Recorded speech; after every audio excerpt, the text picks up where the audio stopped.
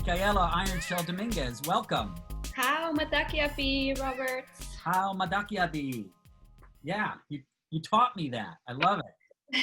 Yes, I did. And that means hello, my relatives. Thank you for having me this evening. Hello, my relatives. And is that something people say commonly?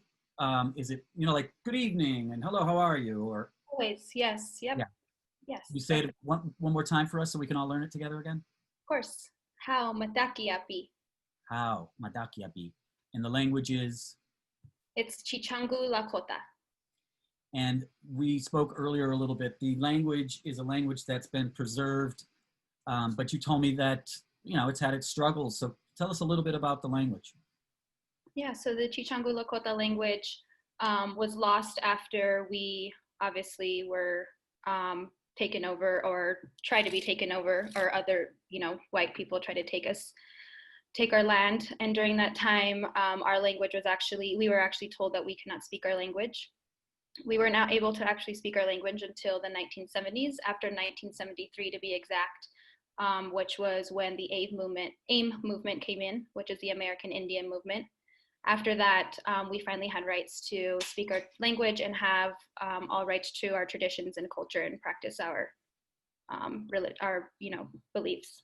We didn't talk about this, so this is not pre-planned, everybody. These are questions that are just coming right out of the moment. So I know it's awful. How was the language prohibited from being spoken? I mean, literally.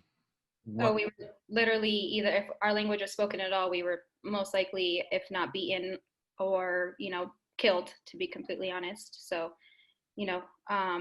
right now our language comes from our elders, and our elders are passing, and that's like losing a library, to be completely honest. Yes, I've heard the phrase "libraries on fire," and when an elder passes, we lose that. So you tell me about your elders. You were telling me there's a city crowd and there's a country crowd. Tell me about your elders. Well, so I'm Chichangu Lakota. I'm also Xicana as well, and I was born here in Denver, Colorado, which I still live in currently.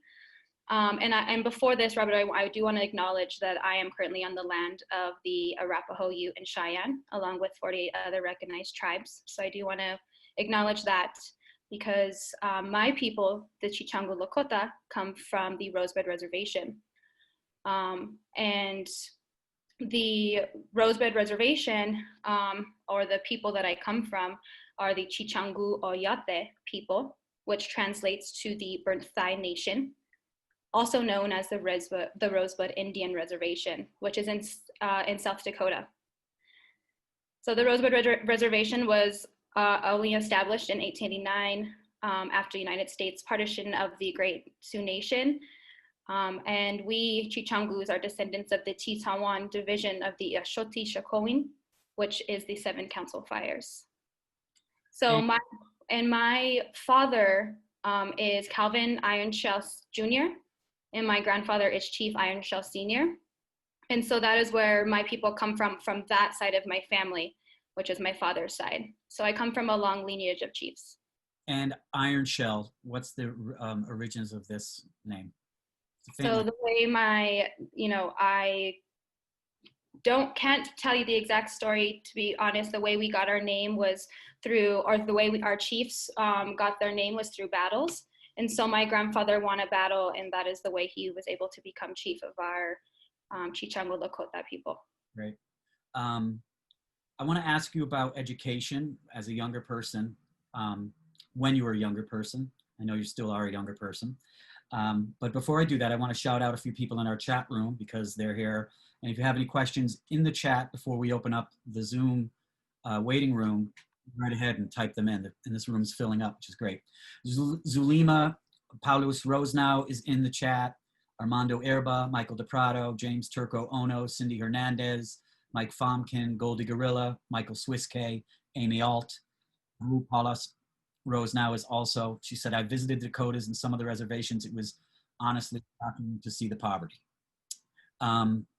So I have a question. When you were growing up and you were learning American history, first of all, where did you go to grammar school? So I went to public school here in Denver, Colorado, and I had a very rough time going to school, Robert. Very rough. I always knew that I didn't fit in because not only did I not fit in with, not only did I not go to school with, not most likely not any Native Americans, I also did not fit in with my brown community either. And so I grew up in parts of my the beginning of my life, excuse me. I grew up in South Denver, what we call South Denver here, the Westwood area. And I went to Kepner Middle School, which is where, my bullying started. And then I moved to. Sorry, I wanted to just jump in for a second. The bullying coming from the generations from the same bullies that tried to extinguish your culture. And to be completely honest, actually bullies that look just like I did. These were bullies that have been, they're cisgendered females, and, they look just like I did. And I never actually really understood why until now. And that is why, and I can go into a little more detail later if you'd like, but that is a part of the reason why I do the work that I do. I was raised by a beautiful mother, my hero, Shell-Dominguez. And, when you asked me earlier if there was something good going on, that is something good because she's here today. And my mother was very sick last year around this time until just very recently. And she has, almost 100% have come back. And I couldn't be more thankful for Creator, Tunkashila, for helping her be where she is today. And with that being said, without her, I really don't know where I'd be today. She was a single mother of two. She raised my brother Darian Sanchez and I. And, she, with that, I had to experience a little struggle. But I'm happy that I did because it really brought me to the person that I am today. Throughout that struggle, I watched my mom work multiple jobs full-time and went to school full-time to become what she is now, a full-time, she's a nurse. She graduated from nursing school, Regis University. And, it was really beautiful to see her work as hard as she did. And so with that being said, and the reason why I said that is because I grew up in, what people call the projects. And I, was also bullied while I lived in the projects. But I realized why now as I'm older, I had a mother that really loved me and my brother and took the most care of us that she possibly could during those times. And I lived around people where they maybe did not have mothers that have loved them the way my mother did. Even my father, even though he was hundreds of miles away, he still sent his love and prayed for me and was still there for me. And, I was around young women that didn't have the experience that, or the mother that I had, the grandmother, the great grandmother that I have. I was raised by very strong matriarchs, from my great grandmother to my grandmother to my mother. And I even learned from myself. And with that, I understand where their anger was coming from. They would call me ugly. I was pushed downstairs. I was, very put down for being who I was. And I understand why to this day. And I'm, crazy as it sounds, very thankful that those things happened. Why was that the way it was, and why was that helpful? I'm a huge believer in all things happen for a reason. And at that time I was there, they saw the love that I was given, and they were angered at that, and whatever it may have been. And so to this day, I stand for those women that feel, those young women, those youth that feel that way. And I want to be there for them and remind them that they don't have to suffer and be angered, because they're strong and they will become strong, powerful women like I have become. I have become a strong, powerful woman, not only because of the strong matriarchs in my life, but also because of the struggles that I have gone through. Absolutely. When you say the work I do, why I love the work I do, without we'll go into bio and we'll go into titles at some point, all that. You know, I did that part of that intro while you were in the green room chomping on broccoli and French onion dip. Tell me, when you say the work I do, I love the work I do. What is the work? Give us a few examples of some of the hands-on work that you're doing. Sure. So I work to bring women, and women with an X, meaning that means I represent and I identify all women from all backgrounds, however you identify. I work to bring women of all backgrounds together in a way that allows us to empower each other and create strong matriarchal bonds for future generations. My continued pursuit is to help awareness and stop the violence of our women and two-spirited people that we've endured for centuries. And I'm a huge advocate for missing and murdered Indigenous women. And those of you that aren't familiar with missing and murdered Indigenous women, I'm happy to give you a little history on the missing and murdered Indigenous movement and how it started. Our First Nation sisters started leading the movement decades ago. The term missing and murdered Indigenous women and girls started over there in Canada with our First Nation sisters, Highway of Tears.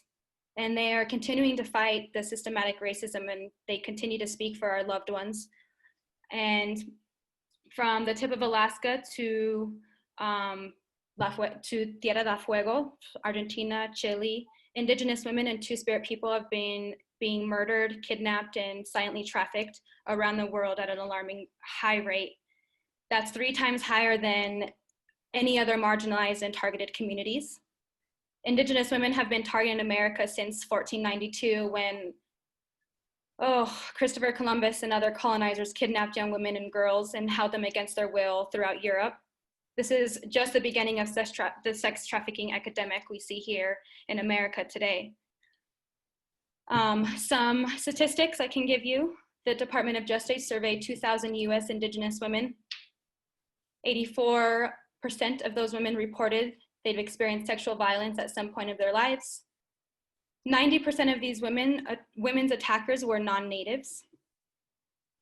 60% of these women reported they also experienced psychological violence, often resulting in their return to their abuser. That means 1 in 3 Indigenous girls and women will experience some sort of violence, be that physical, psychological, or sexual in their lives. And unfortunately, there is no infrastructure in place to gather crucial information needed to accurately quote numbers or statistics. And whilst missing and murdered Indigenous women have been the local focal point of many studies and statistics, data is still incomplete until research reflects, that of missing and murdered Indigenous women, trans, and Two-Spirit people. And for you, when you're you do a lot of speaking? What else are you do? What do you do again? And what can we do outside of your community, if you look at it that way? What can people be doing to, I think, in addition to calling attention to it, but stopping it? One is by, talking about it, being able to even speak about it. That's number one. Right now, a way that I'm able to bring awareness is I have an art installation here at the Arvada Center, and that, art installation, it gives information, just for an example, that, small statistics that I just gave you, along with other information about how long this has been going on, and along with stories about missing and murdered Indigenous women that have just recently happened. And then I also speak about the Savannah Act as well, that has been recently passed. This is the website for the installation, correct? Yes. So that is by Pink Progression. Pink Progression started, it's an all-women campaign, or, art installation that focuses on women voting and the fact that we have rights to women voting. So that's kind of how that got started. And then I was asked to put in a proposal, and I just really thought that missing and murdered Indigenous women fit perfect in this. And it is the only Indigenous, one of two, excuse me, there's one other But, you know, and I want to, and I, the reason why I point that out is because majority of the time we're in spaces, you know, we're actually, as Indigenous Native Americans here in the United States, is hardly ever talked about. You know, we still to this day are you know, I'm being completely honest, Robert, I still get asked like, you still exist? Native Americans are still existing?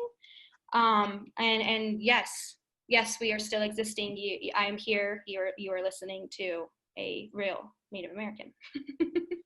Right. Wow. And when I was growing up, I grew up in a suburb of Hartford, Connecticut, and Connecticut named a lot of its towns and a lot of its neighborhoods after the Native American tribes that were in Connecticut. And at the same time, we weren't necessarily taught Pequog village is not, there's no relationship to the slaughter or the destruction of the Pequog Indian, Willimantic, Hammonasset, Mohegan. These are all just, for us, just areas in the state. They're not, you know, they're not historical, actually. And there are some people, I have to say, there are some really great people in Connecticut that have made sure that the identities are not lost. But the general public is just looking at it like that's such and such avenue and that's such and such neighborhood. Your books, when you said you grew up and you went to public schools, how did you see yourself, if you ever did see yourself in those books? What was that like? History class. Oh my goodness. You know, that would always actually be when we got to the one Native American chapter, right? Yeah. My most favorite, because I was like, I know more about this in chapter. So I would get excited, but then I would actually get in trouble for speaking out about the truth about Native Americans. And I, you know, would be told that I was wrong, and, you know, be told to not give that information when it's not in the books to other students.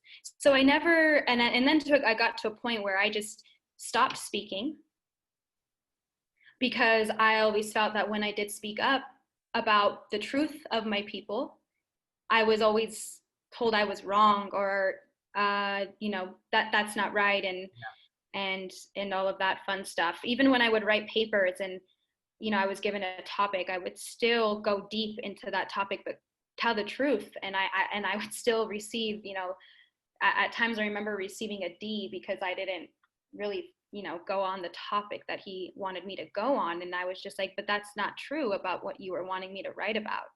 So after a while, you know, school was something that I had to do, not something I really wanted to do because I didn't ever fit in anywhere. I went to high school, Denver School of the Arts. So I went to an art school. I played the violin and I also danced. Amazing. Very thankful that I did that. Very thankful I went to that school. But now did I learn, even the bullying there was completely different than the bullying in middle school, right? This is where you talk about earlier, my bullies that, you know, were my colonizers. Yeah. You know, putting me down. Now I was, but not only was I being put down because I was brown, I was now being put down because I couldn't afford the clothes or the cool things that these rich people, privileged, rich white kids had, right? You know, I wasn't ever cool enough, and you know, even all the way down to my teachers. You know, I had a teacher tell me that my name was too hard and that my name was not ever going to be recognized because people couldn't pronounce it. You know, and throughout my entire childhood, my name was not ever actually pronounced right. And so the fact that they couldn't even get my name right after 30, 40, 60 plus days of seeing and being with me, what makes you think I want to learn from you? Or even make the effort to get your name right. Exactly. That respect. It's a white supremacy manual on how to dehumanize someone. And yeah. So, you know, I went by Mika since the age of maybe 16. Maybe I can remember. My name is Micaela, but I went by Mika so that I wasn't called one, so that, you know, I realized two things. One, I was no longer going to be called Micaela, which, oh, vomit, don't want to be called that. And two, I was going to, I was coming from an art school and I was going to be better and brighter and, a star with Mika, right. So, yeah, that changed as I woke up a little bit. So. I'm going to address our chatters because they are fired up. Oliver Bear is with us. Madison Santos said, I'm excited to be here. Lori Meadoff is in the chat. Hey, hi. She said, I'm so happy to hear your mother as well. Your story made me go and hug my kids again and again. You are a pillar of strength. Oh, thank you. I love her. Wow. Thank you. City Kids and so much more. Ron Cephas Jones is in the house. Wendy Fout. Now this is what happened. People start responding to what you're saying. Wendy Fout says it takes one person to just make a difference in another. Tammy T. Hi, Tammy. She says, I have the desire to build apartments for single homeless women with children. Savannah Roybal is LGBTQ. Oh. She's responding to Goldie's question, which was, can you define two spirits?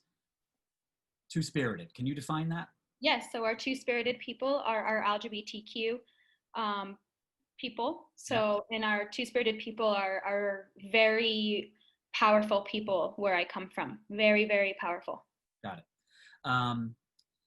Let's see. Zulima drove 2,200 miles in an RV that supported 5 cyclists biking from New York to Washington about human trafficking awareness. And she said she did learn about indigenous tribes being targeted. These are your sisters now calling in. Becky Savell, thank you for being here. Amy Ault said, I've learned so much from attending the Pocahontas Independent Film Festival in Richmond. And her life is enriched from learning about your culture. It's one of the best festivals in Richmond. Let's see. Partially Native American from South America is Zulima from the Chibcha tribe. And going back to our Connecticut conversation, Mark Schumann, by the way, hi Mark, said Connecticut is an anglicized version of a Mohegan Pequot word for long tidal river. Yet we do not know this stuff. We are not taught this stuff. Capper Pat has arrived late and said, who is this stylish woman? Welcome, Capper Pat. Capper Pat's a wonderful hip hop artist and comes to this show quite a bit. This is Micaela Iron Shell Dominguez. She is an activist out of Colorado. She's an artist and she is a world changer. And she was referred to me through the great Lori Meadoff. Well, that's how I'll always say it from now on. I'm going to bring our crowd in. We got a nice little round table crowd in the waiting room. We're going to bring them in a minute. Before we do, the legacy that you want to leave at this point in your life right now, what do you want? What do you see that being going forward? Again, we as Native Americans, we exist. My biggest message is, I am here, I exist. Native Americans constantly are the demographic group that faces the worst statistics when it comes to poverty, police violence, sexual violence, suicides, and incarceration rates. And so people need to recognize that colonization is still very much alive. And I am here to help put a stop to that. I'm here to help get my people land back. And when I say land back, that doesn't mean just physically, but mentally as well. Got it. Thank you. Nathan Gray is in the chat. He said, we watched Micaela share her story with privileged kids in a private school here in Panama. Oh my God. That's amazing. Enthralled and moved, still talking about her. Wow. Thank you. Thank you all. This is awesome, Robert. Thank Beautiful. You so much. Well, I'm going to bring everybody in. The way we do this, people, is if you've got a question, great. That's great. Do not begin the question with a long preamble of your life story. This is Micaela's time, please. So, you need to tell us a little something about yourself, fine, but we've had in the past people going on and on and on about themselves before getting to the question. Someone didn't even get to a question. So it's question and answer time. Good questions don't start with I. So we're bringing everybody in. It's a big bum rush into the space here. People are all unmuted. All right. Unmute. If you're unmuted, say hi, wave, and say hello. Question and answer time. Good questions don't start with I. I'm going to mute everybody. a big bum rush into the... Because that we don't hear it. Okay, great. So thank you everybody for being with us. And I know that a few people had emailed me, I gotta be there, I gotta be in here. So I really appreciate you being here. And I know that there are some questions that you have. So if you have a question, please just throw your hand up and let me see who's got a question, and you can unmute yourself. Wendy Fout, why don't you go for it? Unmute yourself, Wendy. Yes. Unmute yourself. No, I didn't have a question. I was just saying hi. Oh, okay, hello. Not yet, but I will. Okay. Who's got a question? James, let's do it, James. You got to unmute yourself. Yep. Good evening, Miss Shell-Dominguez. How are you? Hello. I'm Hello. well. How are you? Good. Question for you. I'm kind of fascinated by this topic about the missing and murdered Indigenous women, both in Canada and the United States. Is there a theory as to who's committing these murders? Is it a serial killer? Is it domestic violence? Is it non-native offenders? And is there a task force that's looking and trying to coordinate these murders from across the country in the United States? And if not, why not? Yes, James. So to answer your question, who is committing these murders or stealing our sisters, it's going to be our non-native perpetrators. It's going to be a lot of our missing and murdered Indigenous women come from our oil camps, which are, or our man camps, excuse me, which come from the either fracking, that fracking, or wherever that may be. So for instance, when I, went down and helped fight the Dakota Access Pipeline, for instance, there was a man camp not too far, a few miles away from there. So that is a lot, that happens a lot. And then also, let's just talk about something, a case just recently, and that is our sister, Vanessa Gillian, who was the young woman that was killed at the Fort Hood in Texas. And she is one of our sisters. She is a Mexicana, Indigenous woman who was brutally murdered.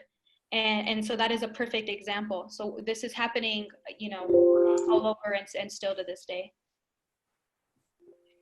Thank you. And to answer the second part of your question, there are multiple campaigns, and one of the main ones I do want to point out, James, is Sovereign Bodies. Sovereign Bodies does a lot of work right now. They actually created and was able to raise funds to create a database that helps missing or murdered Indigenous women in the northern part of the United States, which is in Seattle.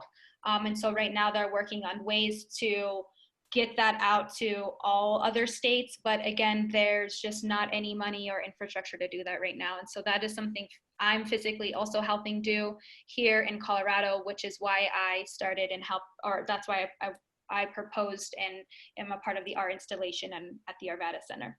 What about the Department of Justice or the FBI or some federal agency that has jurisdiction across the country who can coordinate these things? Yeah, they completely ignore our cases, to be completely honest. If anything, when it happens on tribal land, because it's a federally recognized tribe, even they still continue to. So on native land, what happens is because it's on tribal land and it's a non-native perpetrator, they're not able to do anything because they're not tribal members. I was going to ask that same question. Outside of the Native community, who's jumping in? So part of what you're doing is, it's typical though. Even last week's guest was talking, outside of the particular community, how much help can you ask for outside the community? That's the area, that's the community, that very community that is a proponent of some of this damaging behavior. And those that aren't, I guess they're just not paying attention. Sorry.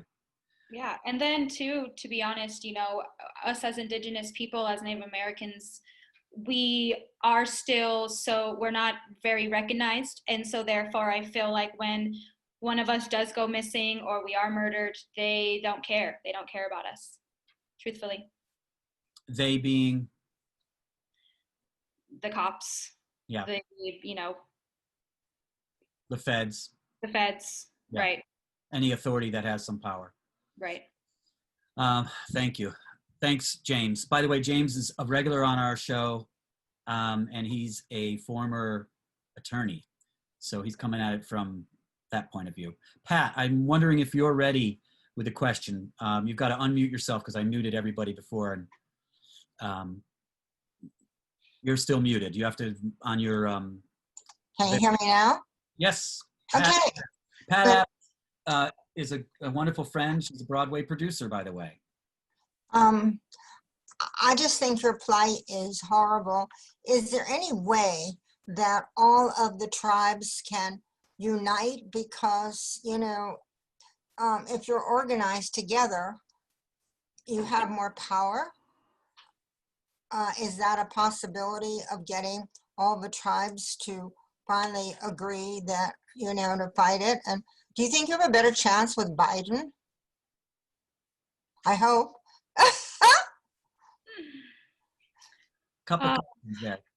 Do the tribes unite? Can they unite? And has there been an effect on that? And then also, how do you feel about Biden's effect on what's going on? You know, I can't say that our tribes aren't uniting. It is a struggle that to get all of us to unite, that is something else I also help and am starting to do is build bridges and make connections with all Indigenous people. You know, because each one of our reservations has different regulations and rules. It's not every nation feels the same way as some nations do. You know, I come from a reservation, which is the second poorest reservation in the United States.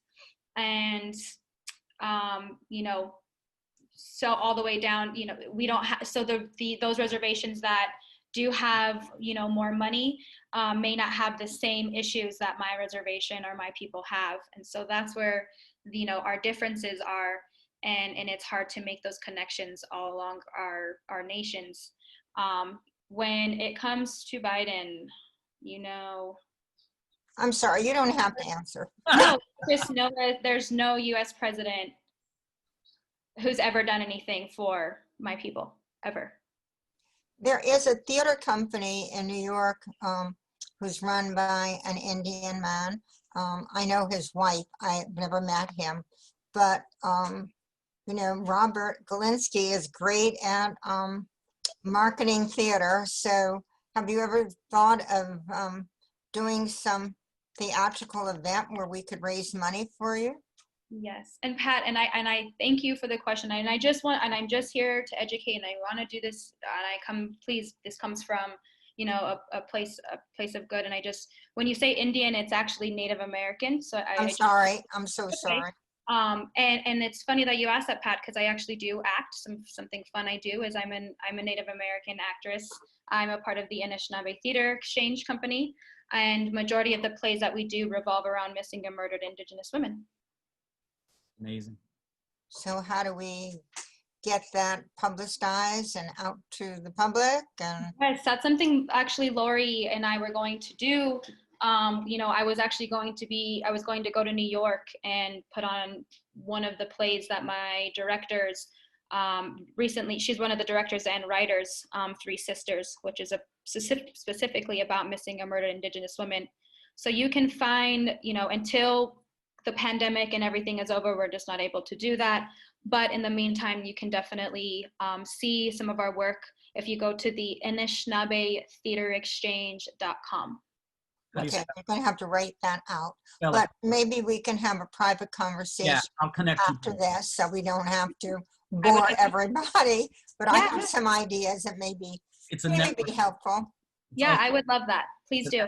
Session. Thank you, Pat. Awesome. Thank you, Pat. Nice to meet you. I'm going to go to Mark and then Goldie, because Mark, you did put your hand up a moment ago. Before I do that, I'm going to just shout out some new people in the chat room. Sean O'Leary from Connecticut is in the house. Scotty Daniels. Hi, Scott. My brother, Andrew T. Galinsky. Lori's chiming in. We want to bring the show to New York, but COVID happened. We will make it happen, says Lori. Andrew T. Galinsky, my brother. Hi. He says, what gives you hope that things can improve? It's a question. What gives me hope are the youth that I work with. The youth that I work with have so much power and so much, love for the movement that we are currently in, despite how horrible, truthfully, what we are going through right now. So I have hope in our youth, and that is why I have helped start the International Indigenous Youth Council. That is one of my biggest drives is to help my Indigenous people, starting with our youth, to help bring change, positive change to wherever it's needed. And it's all over. And so we have, multiple chapters throughout the US, where each one of those chapters is committed to making change. And by that, and for example, by them doing this work, and an example I want to give you is our youth that are at the Kumeyaay, on the Kumeyaay territory, which is at the border of San Diego, where they are fighting the border wall that is currently going up. These are the same youth, some of the same youth that were a part of the Dakota Access Pipeline, fighting the pipeline. And that is where we actually started as a grassroots organization, was at DAPL, was in Standing Rock. And so that is my hope, is to continue to be behind and stand behind these youth, even though even myself, I'm not old at all. I'm still, in a sense, youth, but my younger generations and my future generations is the hope that I have. Thank you. Thanks for the question, Andrew. I derive from that. It's fighting for what you believe in, no matter what it is. And that's the only thing that can be done to maintain hope, in my opinion. Mark, you're up. Hi. Thank you for coming. This has been a fantastic discussion. I've learned a lot already. And my question for you is, we're talking about your hopes. What are your hopes for the land? We talked about acknowledging the land and how the land has been stolen. Just to you, what would a right relationship with the land look like? So first and foremost, land back. What land back means is giving full autonomy to all of us Indigenous peoples of this hemisphere, from the tip of Canada all the way down to Mexico. When I also say land back, and I mentioned this earlier, I don't mean that just physically, but mentally as well, because we have been stolen of our culture, of our traditions, of who we are as people. That will really help us be able to connect better to where we come from and be able to heal who we are and to remember who we are. We come from this land, Indigenous people, we are caretakers of this land. And therefore, once we have land back, we will be able to really heal. And I feel that is when we will be able to put a stop to everything that is going on in this world today. So it sounds like you're saying land back would be autonomy. It wouldn't be sending everybody back to Europe. No. But there would be a great deal of autonomy for Native people. Correct. So we would actually be recognized, and let me give you an example. I was able to visit my Indigenous relatives in Panama back in February, and that is where the Indigenous people of the Kunayala and the Impria, along with 6 other nations, come from. The Kunayala, which I mostly spent majority of my time with, they have full autonomy over their islands. Now, mind you, they lived on the actual land of Panama, but they were pushed out in 1660 by colonizers. Mm-hmm. And so they were pushed out to these islands, which they now own, which are 350 of them. They have full autonomy, meaning they're able to practice every tradition, culture. They wear their traditional clothing, they make their traditional clothing, they get all of their resources and are sustainable directly from the land that they live on. And so that is what I would want for my people.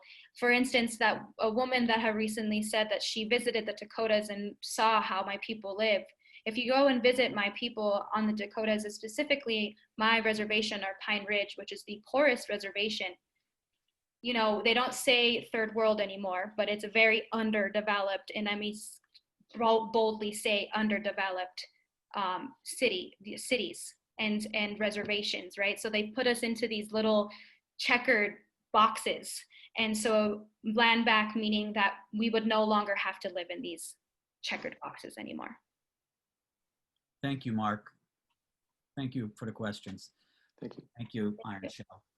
Goldie Gorilla. Goldie is another local friend and also quite the activist here in New York City. Welcome, Goldie. Thank you, and happy birthday to Occupy Wall Street. All right. And it's an honor to talk to you tonight and to be here and to listen to you. I have a couple of questions. Number one, like, do you get aggravated, or were you aggravated when you were in school, and the way it just glosses over Native American history? You know, being from Pine Ridge and the resistance that happened there, and you know, Leonard Peltier, and having that just not covered at all in schools. I'm wondering what you think about that. Should I rapid fire questions, or I mean, I have two more questions. Drop that one and let's go and see where we go. Thank you. Sure. Yeah. So yes, I was actually very aggravated, and like I had stated earlier, that I would sometimes actually get in trouble for speaking up and telling the truth about my people, period. And so, and another thing with that, the history of Wounded Knee and what you just spoke about was actually very frustrating, because my grandparents were part of the Wounded Knee movement as well as the Chicano movement. And so the fact that that wasn't even spoken about when I was a part of that history, my grandparents were a part of that history, was very aggravating, definitely. Missing and murdered Indigenous women. For some reason, I hear about, I think I first heard the story from Canada, and not, okay, Loxy, my cat is yelling at me. And I'm wondering why I heard, maybe it's just a media thing, or Canada has like better publicity or something, but are the Canadians more fiercely fighting this than we are in the US? What's happening? Is there any dynamic there, or is it just a media thing where I just heard about it from Canada? No, I mean, in Canada, they do have a little bit more, what would I say? They're just able to, they're much more aware of the issue than here in the United States. That's actually what it is they're more aware that this has been going on. This has been going on for, you know, like I said, this is where the movement started, was in Canada. And so just recently has, you know, missing and murdered Indigenous women have been spoken about here in the United States, even, you know, in the general public. Do you think that, I'm jumping in, Goldie, sorry, but do you think that there's more compassion for this in Canada versus the American population, or is it more awareness? Well, I feel like with the, you know, there being more awareness in Canada, I feel that that is because they are more passionate and more having a little bit more awareness and understanding than here in the United States. Again, we are so invisible here in the United States, so why would that be a main topic? You know, we're barely talked about as it is. You know, we will hear all the other races, but you don't ever hear us Native Americans. How do you? So another great reason to move to Canada. No, I have to continue to fight for my land where I come from. Can I just fit in my last question? Yeah, fit in. Which is about the Supreme Court Oklahoma decision and how that was viewed from within your community. I mean, it's definitely a victory. I will say that.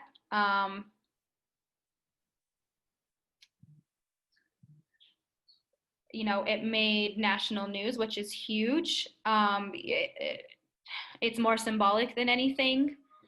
So, you know, again, it brings awareness to who we are as people, as Indigenous people. And so that is, in a way, it is a start. So it is a big victory for sure for my people. Great. Thanks, Goldie. Zulima, I know you got a question. Let's do it. Hi, Micaela. Nice to meet you. Hello, very nice to meet you as well. I have a question. Would you ever consider running for Congress? And like, would you think that that might be helpful? Yes, that is actually something I've currently been thinking about a lot, actually. I just reached out to one of my comrades that could help me run possibly for city council here. And so that is something I'm definitely very not passionate, but something I've been thinking about very much lately. And I really do think that with me being in office, I can help bring change even more than I am now. I agree, and I'm cheering for you. Thank So you. happy to meet you and learn about everything tonight. Same, it's very nice to meet you as well. Thank you so much for listening. Madison, do you have a question? Let's get you unmuted, sorry. Yes, I do.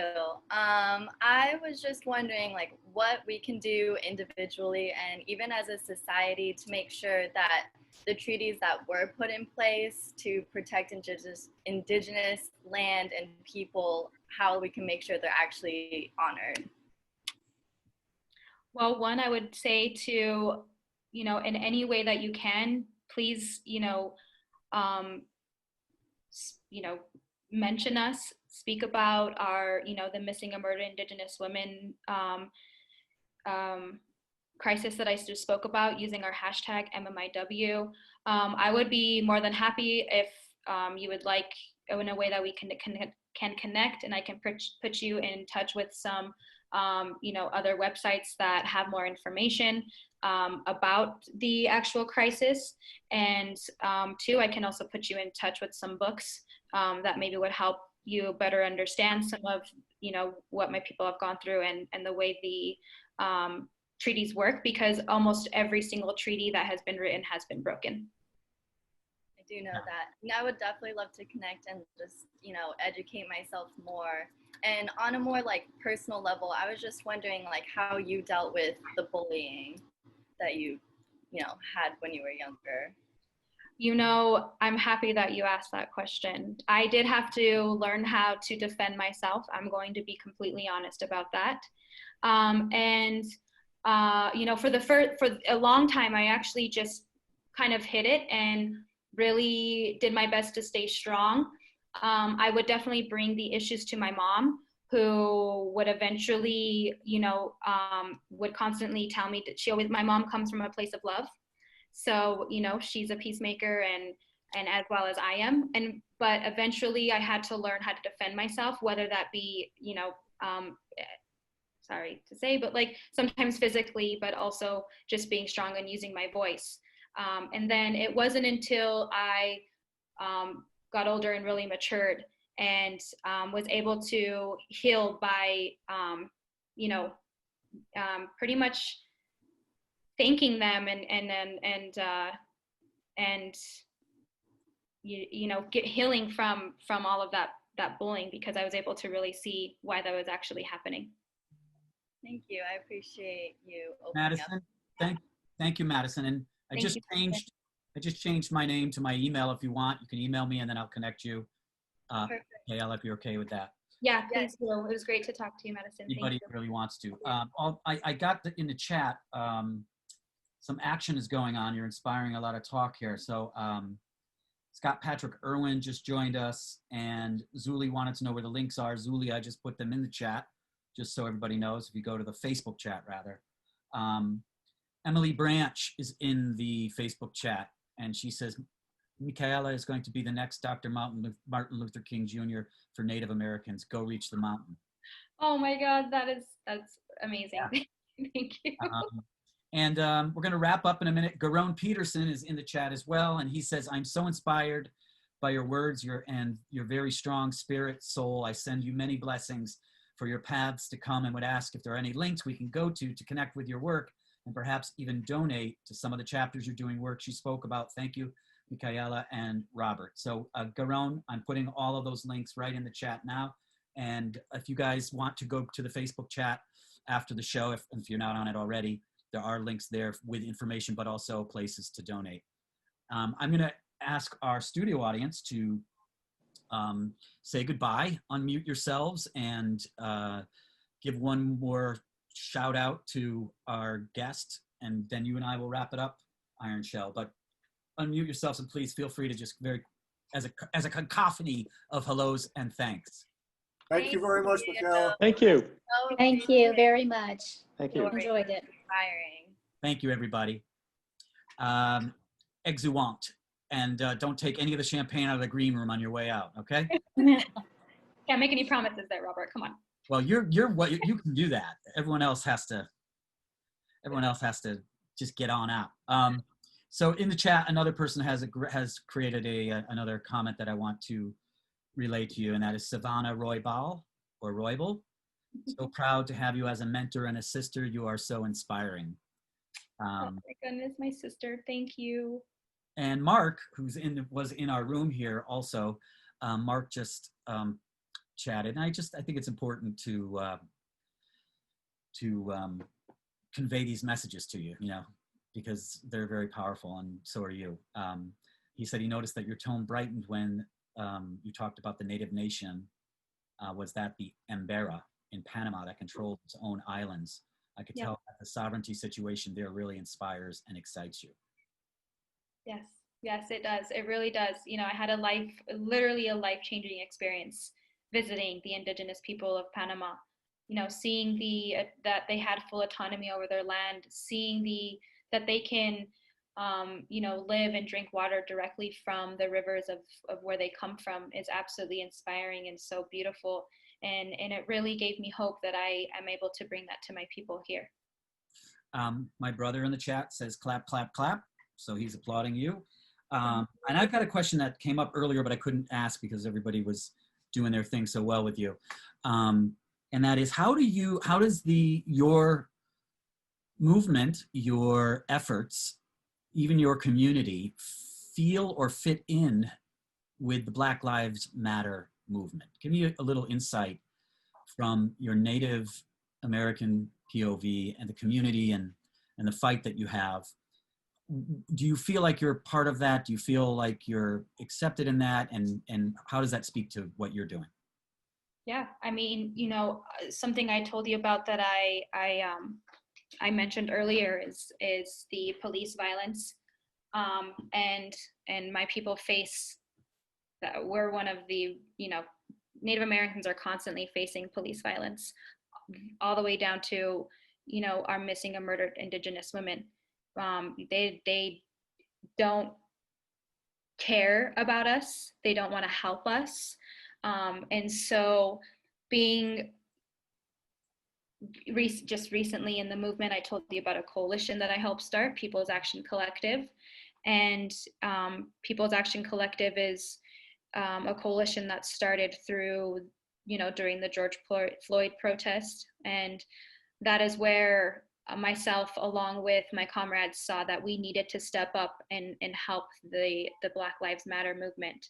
And so my Black brothers and sisters, I considered them, Indigenous, just like myself. They come from this land. They weren't brought here because they wanted to be.